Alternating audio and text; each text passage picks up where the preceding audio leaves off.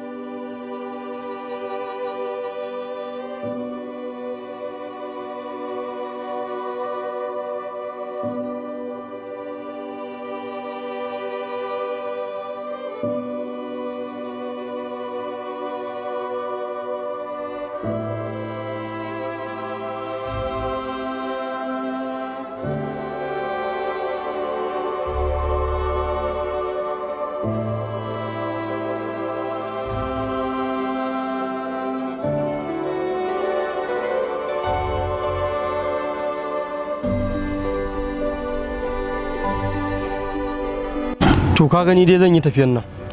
Abin da nake so shine ka kula da kanka dan Allah ba rigima. Okay. Ba na son jawo rigima. Ba jawo rigima dan Allah. Gaskiya ina tsoron wani abu. To kana tsoron wani abu me kake tsoro? Gaba ki dan gidan mai garin nan ne gaba daya takura mu. Ayya, dan gidan mai gari na je har fadan na samu ubansa, wato shi mai garin. Na je na yi musu magana. Haka zalika na ja kunnansa akan ba dan shi ba zuri'ata. Wallahi gaba ki daya takura mun kwata-kwata wallahi. To na ja ubansa kunni. Ba ɗansa ba zuri'arsa. Yawa. Saboda in ma wani abin ya faru ko me ya je ya dawo zan ji. Zan je zan dawo insha Allah. In na zo na ga abin da ba haka ba na gaya musu zan ɗau mataki akai kuma na san dole sun ji abin da na faɗa. Kuma har inda in Allah ya da babu ma wani abu da zai faru kawai ka kwantar da hankalinka ka ci gaba da yin uzurin kanka kai abin da ya kama ka. A zauna a yi abin da ya kamata. Saboda haka mu je ka raka ni.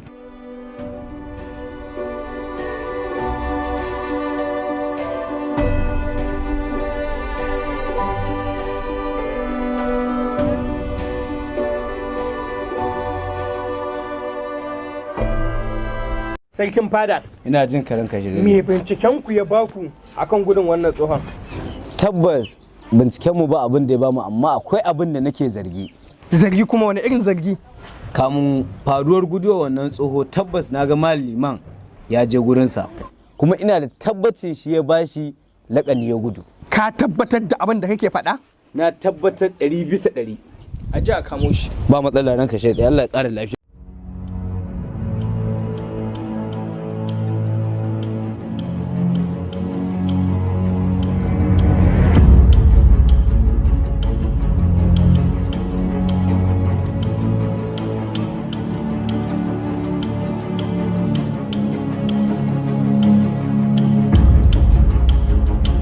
Kai munafikin Allah ta'ala kaga gengedi ma yake yi ya je ya gama kulla abin da ya kulla ya zo nan ina gengedi Ya samu inuwa ba ya je ya kulla. Munafiki kuma. An faɗa ma munafikin Allah ta'ala ne kai.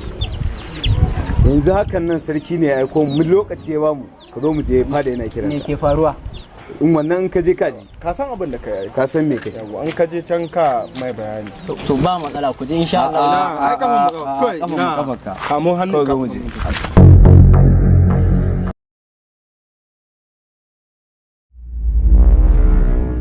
kai umarni ake baka ba shawara ba lalle dole sai ka cire ta daga cikin zuciyarka ta watse daga cikin zuciyarka don ka kuskura ka sike muka ƙara ganin ka ko muka ji labari ka je gurin ta hira ko wani abu na soyayya ka damba.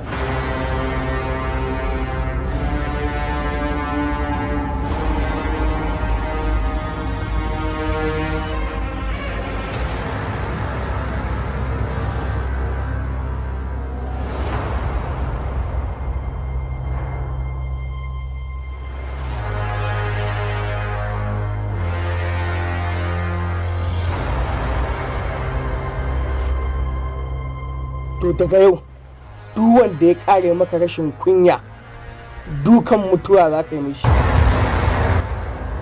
wanda kuma ya sa hannu ya mare ka ni na baka izini ka kashe shi kawai.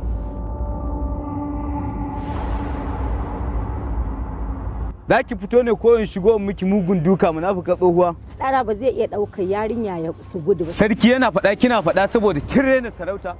Dole ne a yi miki hukunci mai tsanani. Haba ranka hidadi, kada a yi saurin yanke hukunci akan abin da bamu da tabbaci. Wanne tabbaci? Maliman, ni ɗana ba zai aikata wannan abin ba. Ɗana mutumin kirki ne.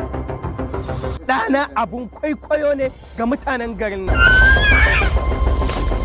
Kada a sake a yi mata sitara. Taron kai daɗe komai yayin. Sannan kuma a kulle cikin gidan. An gama da so nake ta zagonye ta zama ƙasa. Gaskiya mai gari abin da ɗanka yake mana a garin nan ya fara isa. Kai sarkin noma ka san inda kake. Kai ƙaramin munafiki da ka taba da kai nake magana ba.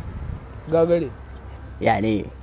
wannan ɗan birnin nan ɗan bokon nan na ga sai wani shishigewa aliya yake ne don uwarsa. Wannan wai wanda ya zo da kabari ne kenan. Ka bari kawai zan so kawai rana ɗaya kawai in same shi in ta kame lastu wannan.